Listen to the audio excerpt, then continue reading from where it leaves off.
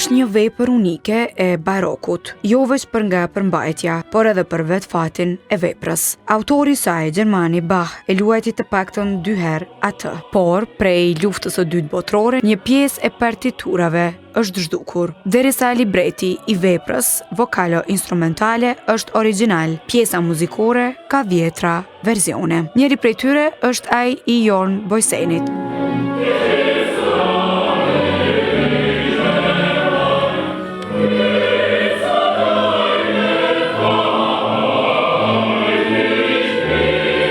Po, kjo vepër, Saint Mark Passion, dirigjuar nga ai bashkë me lojën në harpsikord dhe me solist tenorin danez Mathias Monrad Moller, bas baritonin holandez Wessel van der Ham, mezzosopranon Djelza Sulejmani dhe sopranon Elon Sadiku i kanë bërë homazh veprës. Mbi të gjitha ka qenë festë për gjenialitetin e njërës prej figurave kryesore në botën muzikore.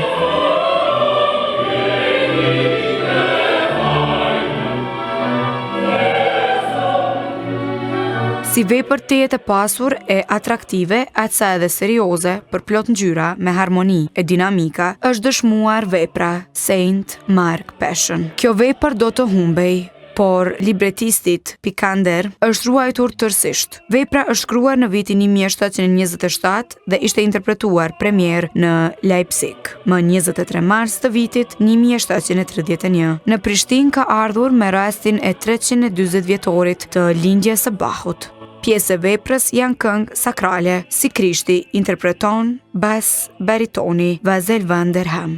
The crucifixion of Christ, yeah, it's a big Është rrëfim për kryqëzimin e Krishtit. Është rrëfim madhështor i shkruar me shumë pasion. Ka të bëjë me gjën kryesore të krishterëve, për vdekjen e Krishtit, për mëkatet tona. 2 veprat e tjera janë të mrekullueshme dhe kjo që interpretuam është interesante, sepse nuk është e përfunduar. Basi është pak e errët. died for our sins, yeah.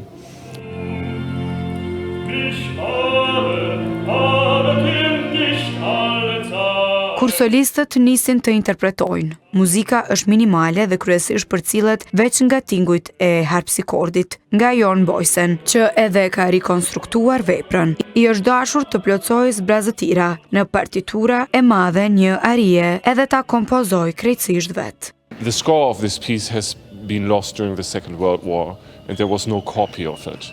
Partiturat e kësaj vepre kanë humbur në luftën e dytë botërore dhe nuk ka pasur kopje të saj, por ka mbijetuar libreti, kështu që atë e dim. Për ta plotësuar atë është një teknikë për t'u përshtatur portretit të veprës dhe tekstit, atmosferës së muzikës. Kështu mund ta rikonstruktonim. Ka disa arje, por kjo është gjithçka. Nuk mund të përdorësh tjetër muzikë jashtë asaj që është. Në vitin 2010 jam porositur për të kompozuar pjesët që mungojnë.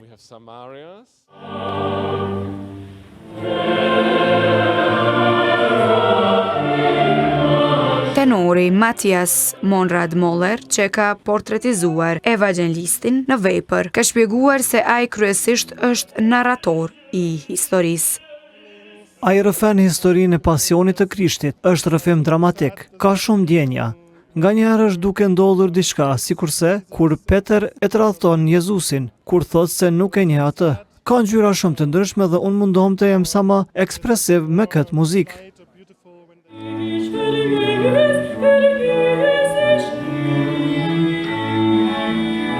Mezzosopranoja Djelza Sulejmani dhe sopranoja Elona Sadiku kanë reflektuar kryesisht në tema harmonike. Sulejmani ka konsideruar veprën të veçantë e sfiduese.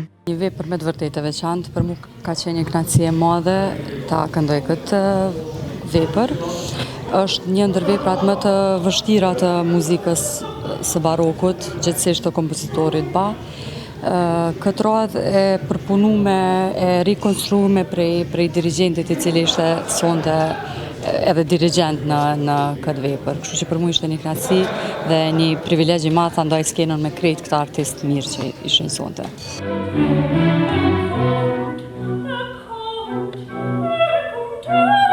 Për sopranon Elona Sadiku, koncerti ka shënuar dhe një moment të rëndësishëm në karrierën e saj. Për mua kjo natë ishte shumë e veçantë për shumë arsye. Njëra ndër to është që unë për herë të parë po këndoj si soliste me Filharmoninë e Kosovës. Megjithëse kam kënduar me korin, por kur me orkestrën, andaj ishte një ndjenjë e jashtëzakonshme me një publik të mrekullueshëm sonte. Dhe çka e bën akoma më të veçantë është këtë natë është vetë dirigjenti dhe kompozitori që ka përpunuar këtë vepër të kompozitorit Madh Bahut, i cili përveç se na dirigjoi edhe që kompozoi veprën, luajti edhe në instrument. Gjithashtu ishte kënaqësi që t'i këndoja ato arje të cilat i ka shkruar dhe i ka kompozuar në një mënyrë shumë të bukur.